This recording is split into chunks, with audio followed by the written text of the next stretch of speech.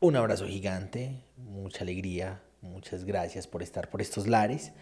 Este es el canal de Teo Cotidiana y esta sección se llama Artículos, Libros y Recomendaciones. Hoy, como cada vez que grabamos esta sección, vamos a estar hablando de algo que podría ayudarnos en este rollo de caminar con Jesús, de vivir el Evangelio todos los días como un proceso progresivo de transformación. Además, acercarnos a otras posibilidades de cómo entender la escritura, cómo entender el Evangelio, cómo entender las cartas apostólicas, precisamente para que nos enseñen al amor que en últimas es la base central de nuestra fe. Amarnos los unos a los otros es el mensaje principal de Jesús, es a lo que nos llama. De eso, según Jesús mismo, depende toda la ley y todos los profetas, y es hacia eso a lo que constantemente nos invita el Evangelio, nos invita Jesús, nos invita Dios. Antes de seguir hablando, antes que nada, vamos con la intro. Existimos en un mundo caótico, lleno de odios, miedos y angustias. Se hace urgente volver a Jesús, volver al Evangelio, volver al mensaje de bienestar y de esperanza, volver al amor a Dios, al amor propio, al amor por el otro. Teo Cotidiana.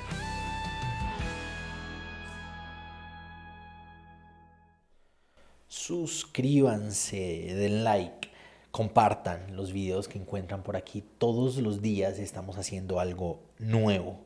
Todos los días tenemos nuevas secciones y todos los días hay mucho contenido que esperamos por aquí que les sirva una y otra vez en el proceso de caminar con Jesús, en el proceso de vivir el Evangelio.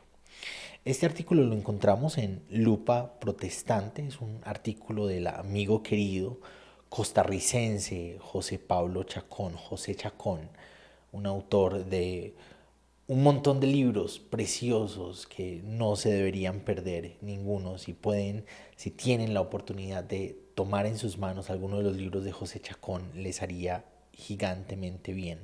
Escribe brutal, los mensajes son brutales y es una persona, es uno de los referentes del por qué empecé Teo Cotidiana, y es una persona que les podría aportar gigante en todos los sentidos de la vida. El crimen de silenciar al apóstol Pablo.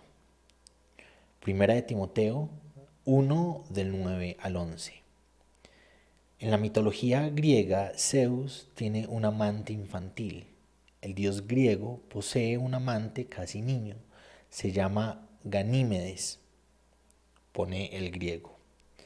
Algunos escritores sugieren que el nombre significa alegrándose en la virilidad. Ganímedes fue secuestrado por Zeus en Frigia. Zeus es simbolizado como un águila que rapta al niño. Ya en el Olimpo lo transformó en su amante y su copero. Todos los dioses admiraban la belleza del joven, excepto la esposa de Zeus, llamada Hera. Me gusta mucho el comienzo. Me gusta mucho la idea de poder tomar como referentes para entender el texto bíblico otros textos, ¿cierto? Porque la lengua con la que se escribe el Nuevo Testamento en general es el griego. Y el griego toma sentido, nos genera sentido cuando logramos comparar la forma en que los conceptos griegos son usados en otra literatura, en otras cosmogonías, a la hora de querer saber qué significa o cómo podemos usar una de las palabras que están en el Nuevo Testamento. Nos hace bien comparar esa palabra en los diferentes lugares que está dentro del mismo texto, pero también en los diferentes lugares que está en otros contextos literarios. Y no solamente la palabra y los conceptos, sino los marcos sociales, la idiosincrasia las diferentes idiosincrasias que puede haber en diferentes lugares que nos pueden ayudar a adentrarnos en la comprensión del texto. Para los romanos existía una especie de amante joven o infantil llamado catamitus, palabra que se deriva del personaje griego Ganímedes. Parece haber consenso en que había una costumbre entre griegos y romanos de mantener niños o jóvenes como esclavos sexuales. Más adelante parece entenderse la palabra como un niño prostituto, es decir, un niño cautivo, un niño esclavo, que era objeto sexual de sus amos. Se adentra al mundo griego con sus diferentes idiosincrasias, se adentra al mundo romano con sus diferentes idiosincrasias. Nos va metiendo al tema, ya sabemos que el tema tiene que ver con niños esclavizados, niños hechos a la fuerza, amantes sexuales. ¿Qué tiene eso que ver con Timoteo? Vamos a ir mirando. En la fábula de Prosperina de Anastasio Pantaleón de Rivera, quien sirve el vino es un catámito, dice el fragmento del poema, el fragmento de la fábula. El Nuevo Testamento se encuentra inmerso en la cultura grecorromana. Esto es importante porque debemos entender que para los escritores del Nuevo Testamento, como para los primeros cristianos, las costumbres descritas más arriba no eran un secreto, ellos no eran ajenos a la realidad cultural en la que vivían. Ahora nos va llevando a cómo estas dos ideas, grandes ideas que nos presenta el autor José Chacón, tienen que ver con el mundo del Nuevo Testamento, con la idiosincrasia del Nuevo Testamento. Hay un pasaje escrito por Pablo que menciona esta práctica y la prohíbe rotundamente. Sin embargo, la mayoría de las traducciones no permiten comprender cabalmente lo que Pablo tenía en mente. Esto sucede al traducir dos palabras del griego del pasaje de una manera no contextual. El resultado de esa traducción no contextual es muy lamentable, ya que ha provocado que este renglón de Pablo haya permanecido casi oculto en su sentido más profundo y en consecuencia haya permanecido también oculto el corazón de Dios que nos grita, por decirlo de alguna manera, en contra de una práctica que le duele a Él, que rechaza a Él, que le resulta abominable. La iglesia entonces, basada en una traducción que se ha alejado del sentido más profundo del texto, se ha alejado también de la defensa contundente de la población más indefensa de todas. Se trata de 1 de Timoteo 1, del 9 al 11. Leamos el texto primero en la versión Reina Valera de 1960. Ya sabemos que los que estamos viejos en este rollo del cristianismo, Reina Valera es la versión con la que crecimos, la versión con la que aprendimos textos y la versión más aceptada en el mundo evangélico.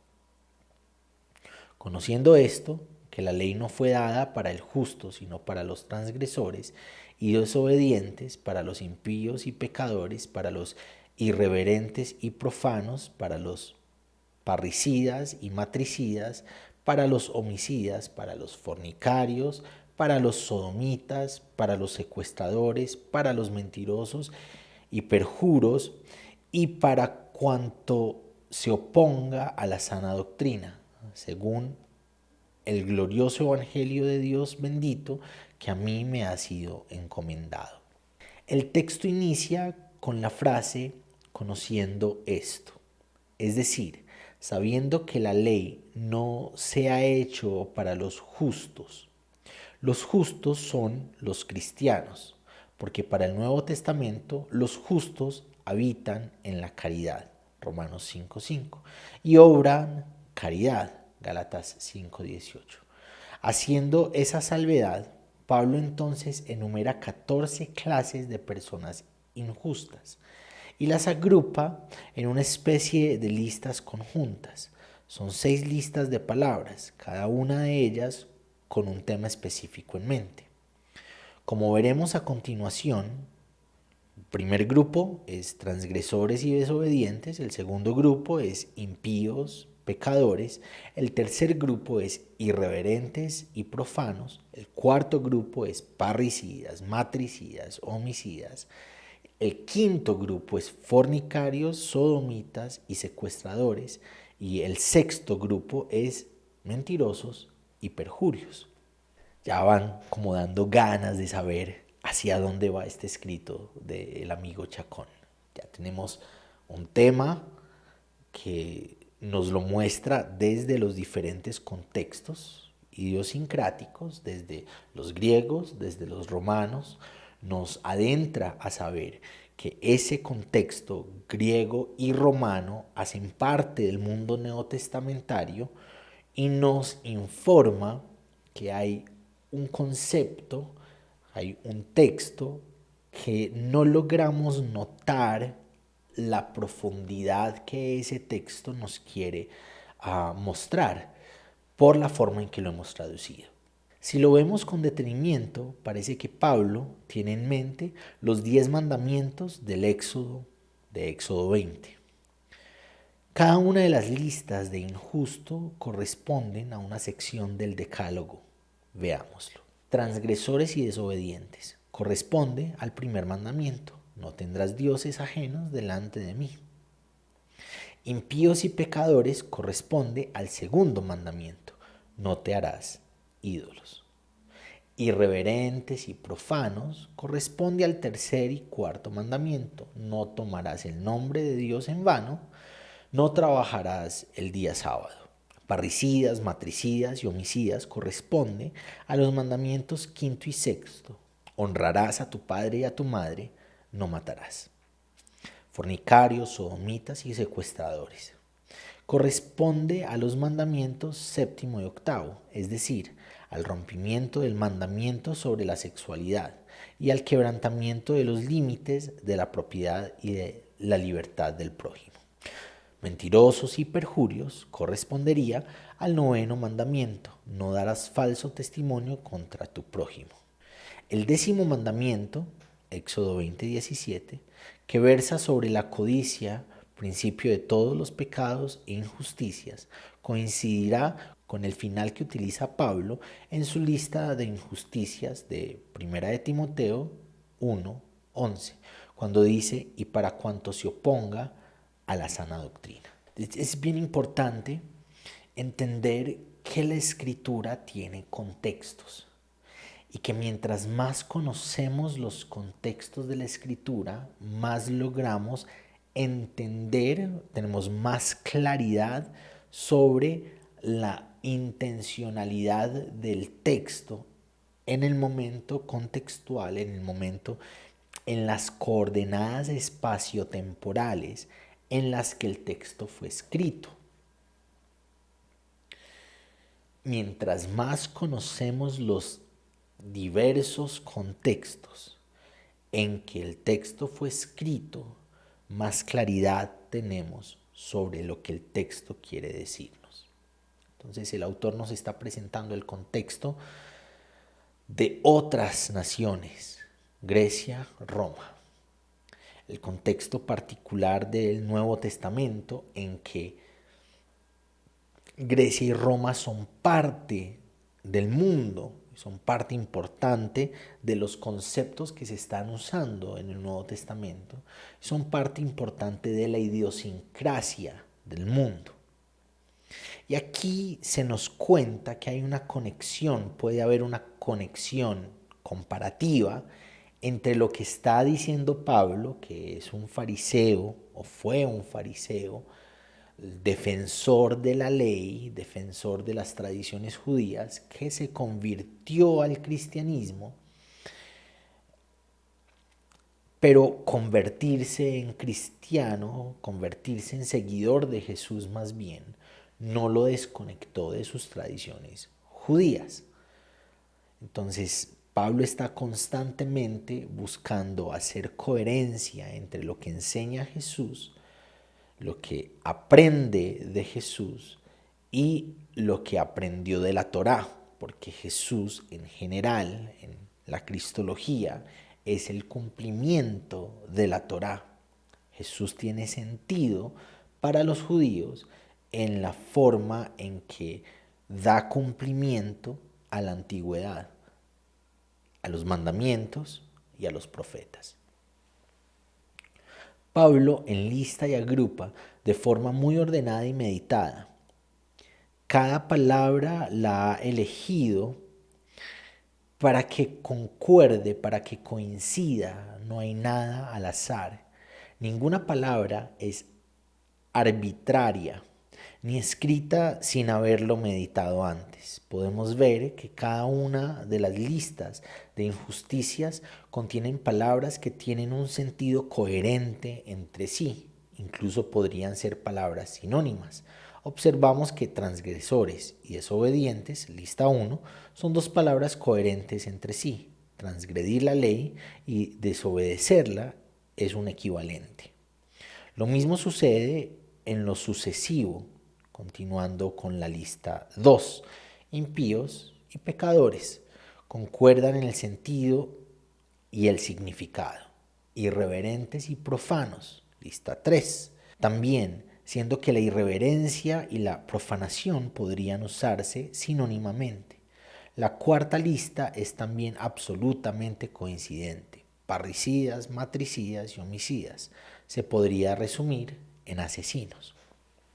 Pero al llegar a la quinta lista, notamos que algo se rompe en la armonía. No hay coherencia entre todas las palabras. Se rompe de cuajo la forma en que Pablo va construyendo su argumento. Nunca había usado esa palabra, no conocía esa palabra, de cuajo. Y es aquí donde debemos detenernos. ¿Por qué se rompe la armonía? ¿Por qué no coinciden las palabras? ¿Por qué parecen pertenecer a listas distintas? ¿Por qué no podrían usarse como sinónimos? ¿Qué tienen que ver los secuestradores con los fornicarios? ¿Y qué podría tener en común los sodomitas, entre comillas, con los secuestradores?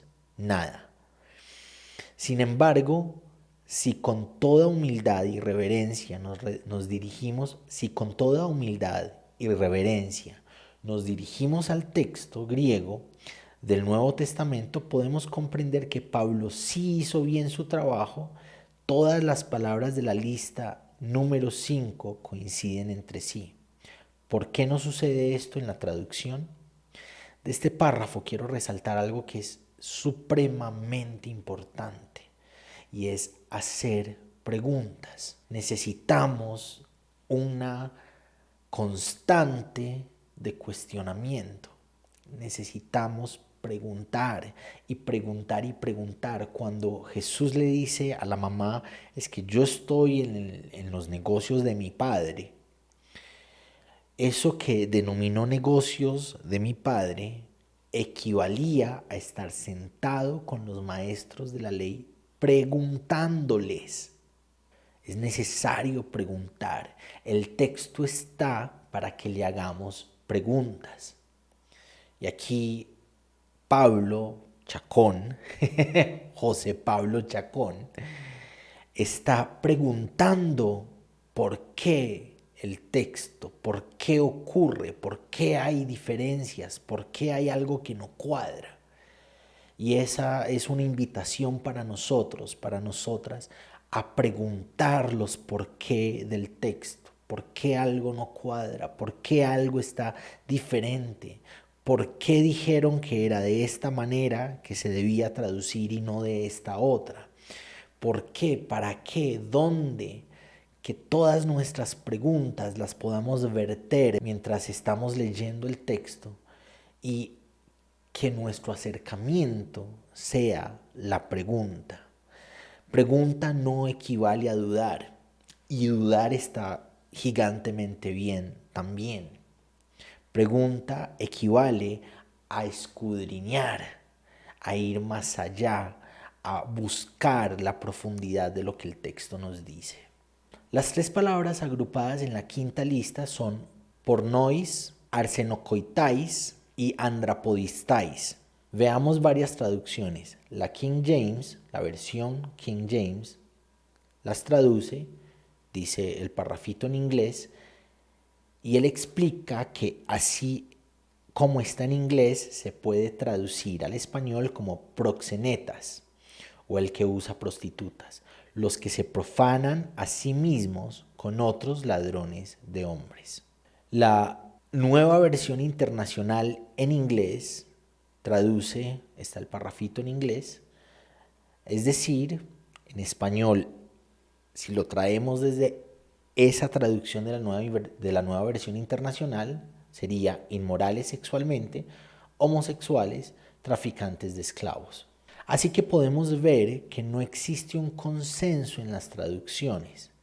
Eso quiere decir que estas palabras no han sido de fácil traducción.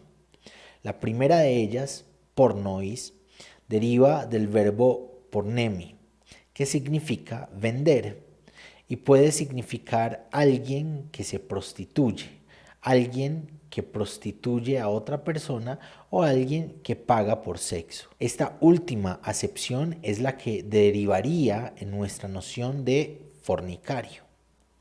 La tercera palabra del texto es andropodistais y al parecer los traductores no han tenido dificultad de coincidir en su significado. La grandísima mayoría de las versiones la traducen por secuestradores o por traficante de humanos. Hemos dejado para el final la segunda palabra del texto para poder detenernos más en ella, la palabra arsenokoitais. Y está compuesta por la palabra griega para macho, arseno, y la palabra griega para camas, koitai, literalmente macho encamador, o alguien que introduce forzosamente a otra persona en su cama. Si Pablo quería que todas las palabras tuvieran un sentido común, una coherencia conceptual, el griego no nos decepciona. Las tres palabras cobran un sentido coherente ahora. La primera tiene que ver con la práctica del proxenetismo, la segunda con la violación o el abuso sexual y la tercera tiene que ver con el secuestro, el tráfico o la esclavización. Las tres palabras son abusos contra personas. De hecho, las tres palabras coinciden con la supresión de la libertad de las personas. Esta última coincidencia nos debe remitir al concepto ya mencionado, catamita, o niño secuestrado o esclavizado para fines sexuales, lo cual tendría mucho sentido en el entorno de la quinta lista que hace Pablo.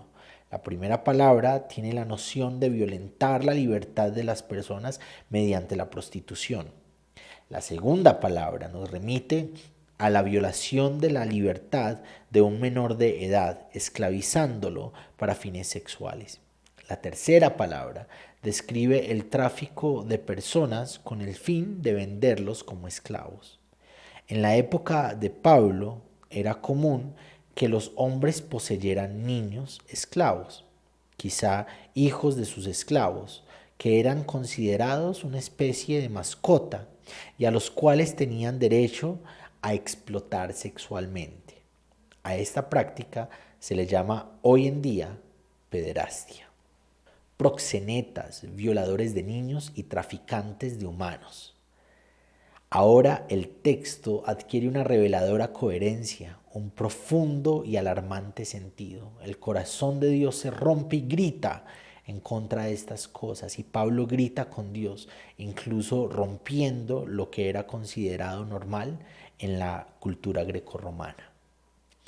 Parece muy bonita la forma en que se va hilando el mensaje, la forma en que escribe Chacón va hilando poco a poco, desde los diferentes contextos, desde las diferentes posibilidades, va hilando, poco a poco nos va metiendo, poco a poco, hasta llegar al clímax.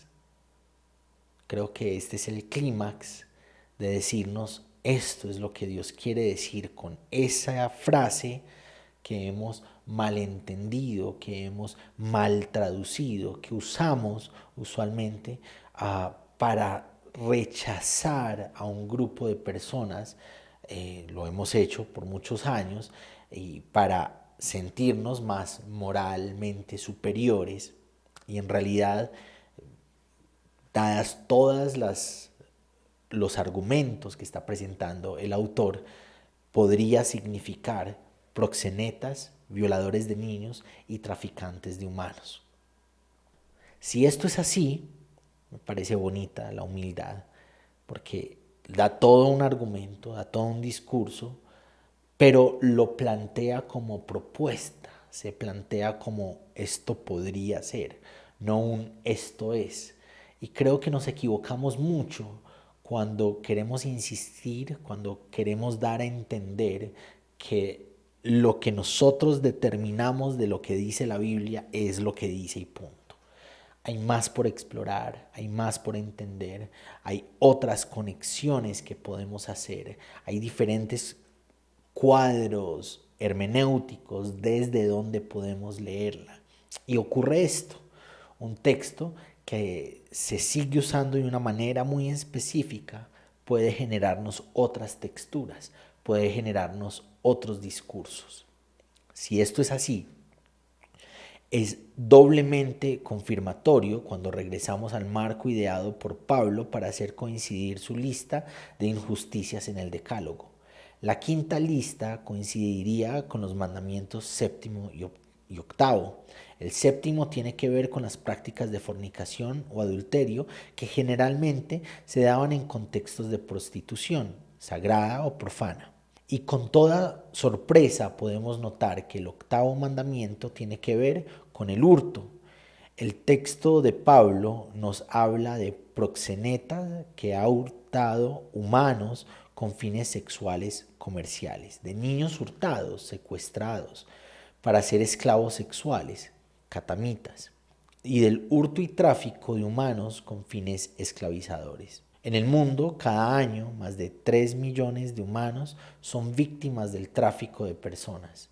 El 80% de los que sufren este tipo de esclavitud moderna en el mundo son mujeres y niñas, y ya se han convertido en el segundo negocio clandestino más lucrativo del mundo, solo por detrás del tráfico de armas y drogas. Según el último índice de Walk Free Foundation sobre la trata de personas en el mundo, nada menos que 29.8 millones de personas viven como esclavos. Es momento de poner atención a los gritos de Dios, a los gritos de Pablo, y de hacer que la iglesia grite con ellos, que la iglesia trabaje por la protección de las víctimas más indefensas de la humanidad, los niños y las niñas. Por aquí nos presentan un poquito el autor, José Pablo Chacón. José Pablo es nacido en San José, Costa Rica, estudió comunicación colectiva, Biblia y teología, es fundador de la comunidad Interludio en Costa Rica y cofundador de Interludio en México, Argentina y Honduras, egresado del Programa Internacional de Liderazgo del Departamento de Estado de Estados Unidos en Diálogo Interreligioso, y ha publicado El Decálogo, Spiro, Paradoxa, Libre, Tener Fe y No Morir en el Intento, así como la novela Mysterium Salutis. Muchas gracias, José Chacón, muchas gracias por... Se siente fresquito, se siente rico, es bonito saber que Dios tiene algo por decir acerca del tráfico de humanos, acerca de la esclavitud de humanos, acerca de la trata. Es bonito saber que Dios tiene algo por hablarnos en medio de nuestras esclavitudes humanas. Gracias. Gracias por acompañarnos hoy en Teo Cotidiana.